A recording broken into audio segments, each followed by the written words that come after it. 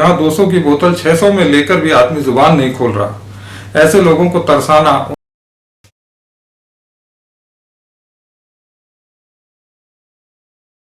Lockdown के दौरान आम लोगों को तो जो समस्या हुई सो हुई, शराबियों को बहुत समस्या का सामना करना पड़ा।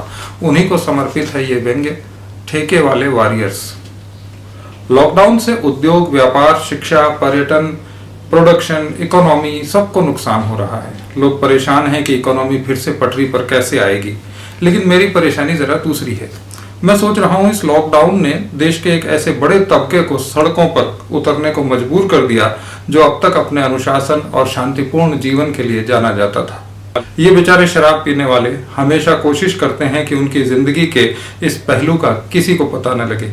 चुपचाप पीते हैं, घर में दबे पांव घुसते हैं, किसी को शराब की महक ना आए इसलिए पान, इलायची वगैरह खाते रहते हैं, डगमगाते कदमों को बड़ी मुश्किल से साध कर चलने की कोशिश करते हैं, बार बार हिंदी और अंग्रेजी में बताते हैं कि मैं नशे में नहीं हूं। ऐसे भले और परोपकारी लोगों के साथ बड़ा अन्याय हुआ। सरकार ने इनकी भावनाओं के कत्ल करते हुए 1.5 महीने बाद शराब की दुकानें खोली तो ये बेचारे लेने पहुंच गए। इन्होंने कोई गलत काम नहीं किया। सरकार ने दुकानें खोली तो ये पहुंचे। जब तक बंद थी इन्होंने न कोई जुलूस निकाला, न कोई मांग की, न ज्ञापन दिया, न धरना दिया, न ट्विटर पर कोई हैशटैग चलाया। अब बताइए, ये लोग लाइन में लगे, 3 की बजाय 6 फुट की दूरी रख कर खड़े हुए। मास्क तो सिर्फ मुंह ढकता है, इन्होंने पूरा चेहरा ढका, फिर भी ये चैनल वाले पहुंच गए। चीखने लगे कि कतारें लगी हैं, शराब बिक रही है, लोग थैले भर भर कर ले जा रहे हैं। वाकई लोग अपने दुख से नहीं, दूसरे के सुख से दुखी हैं। जिसे देखो शराब पीने वालों को कोस रहा है। इतने अनुशासित लोगों को बदनाम करना बिल्कुल ठीक नहीं। पहले तो इसी मीडिया ने हल्ला मचाया, अल्कोहल से कोरोना भाग जाता है। शराबी खुश हुए और घर में रखी सारी शराब पी गए। जब खत्म हो गई तो आपने लॉकडाउन लगा दिया।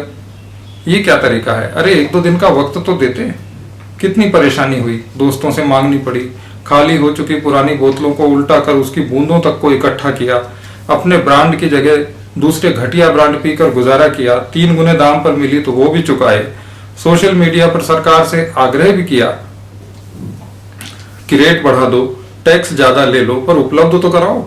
पर ना, बजाय राहत देने के आप लॉकडाउन बढ़ाते चले गए। ये मानव अधिकारों का हनन है, जियो और जीने दो के सिद्धांतों का उल्लंघन है। दुनिया के किसी देश में लॉकडाउन में शराब बिकना बंद नहीं हुई, पर हमारे यहाँ तो शरीफों को सताने का पुराना चलन है।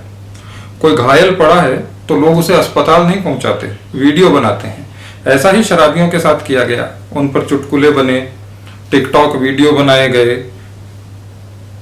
कई धर्मगुरु और समाज सुधारक कहने लगे कि हमेशा के लिए शराब बंद कर दो, इसके बिना भी जी सकते हैं। एक पुजारी ने कहा 1.5 महीने से ठेके बंद हैं, शराब नहीं मिल रही, इसका मतलब है शराब के बिना भी जिया जा सकता है। अरे महाराज, मुंह ना खुलवाओ, 1.5 महीने से मंदिर, मस्जिद, चर्च, गुरुद्वारा भी बंद हैं, तो फिर अपना भविष्य सोच लो, इनके बिना भी जिया जा सकता है। आखिर सरकार ने शराबियों की सुध ली। अंग्रेज समझदार थे, उन्होंने नमक बनाने और बेचने पर रोक लगाई थी। अगर वो शराब बेचने और बनाने पर रोक लगा देते तो उन्हें 1923 में ही हिंदुस्तान छोड़कर भागना पड़ता। बड़े दुख की बात है, जिन लोगों ने कभी अपनी आवाज नहीं उठाई उन्हें अपमानित किया जा रहा है। हर बजट में हर सरकार शराब पर टैक्स बढ़ा देती है। शराबियों ने कभी विरोध नहीं किया। जहां शराब बंदी है वहां भी कभी कोई आंदोलन नहीं किया। जुगाड़ से कई गुना ज्यादा कीमत पर खरीदना मंजूर किया, पर सरकारी फैसले का विरोध कभी नहीं किया। इनसे ज्यादा कानून का सम्मान करने वाला कौन है देश में? प्याज की कीमत 5 रुपए बढ़ जाए तो हाहाकार मच जाता है। यहाँ 200 की बोतल 600 में लेकर भी आदमी जुबान नहीं खोल रहा। ऐसे लोगों को तरसाना, उनका मजाक बनाना सिर्फ दूषित मानसिकता के लोग कर सकते हैं। ये बेचारे तो तब भी चुप रहे जब शराब फैक्ट्रियों में सैनिटाइजर बनने लगा, ठेकों पर बड़े बड़े ताले लग गए, धरपकड़ होने लगी। ये चुप रहे, लेकिन मानवता शर्मसार हुई। इन बेचारों को घंटों लाइन में लगना पड़ा। पुलिस ने पीटा, मीडिया ने मजाक उड़ाया।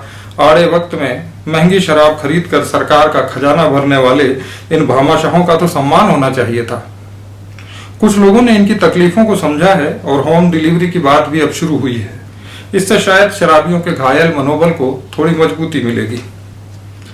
शराबियों को ज्यादा शिकायत मीडिया से है। उनके लाइन में लगने के फोटो खींचे गए, वीडियो बनाए गए। खींच लो भाई, आपका यही काम है, आप कर ही क्या सकते हैं। लाखों मजदूर जो शहर छोड़कर छोटे छोटे बच्चों के साथ जिंदगी की जमा पूंजी कंधों पर ढोकर हजार हजार किलोमीटर के सफर पर पैदल निकल पड़े, आपने उनके भी फोटो ही खींचे हैं, वीडियो ही बनाए हैं। आप यही कर सकते हैं, करते रहिए। हिंदुस्तान के इतिहास में पहली बार शराबियों ने शक्ति प्रदर्शन किया है। इतनी लंबी कतारें, शराब खरीदने की इतनी बेचैनी, अर्थव्यवस्था में योगदान करने के लिए इतनी लंबी होड़, इनका मजाक नहीं उड़ाना चाहिए। जो अपनी सारी जमा पूंजी सिर्फ शराब खरीदने पर लगाने को तैयार हो, जिसे बच्चों के स्कूल खुलने से ज्यादा ठेके खुलने की चिंता हो, जिसके लिए दवा से ज्यादा जरूरी दारू का इंतजाम हो, उसका मजाक नहीं बनाना चाहिए, उस पर दया करनी चाहिए। इन्हें लगता है कि इनके पैर नशे से नहीं, इकोनॉमी का बोझ उठाने से डगमगा रहे हैं। यही भ्रम है, ये इसी भ्रम में जिंदा हैं। ये घर द्वार देश दुनिया किसी के सगे नहीं हैं, ये सिर्फ तलब के गुलाम हैं। इनका मजाक न बनाएं, इन पर दया करें।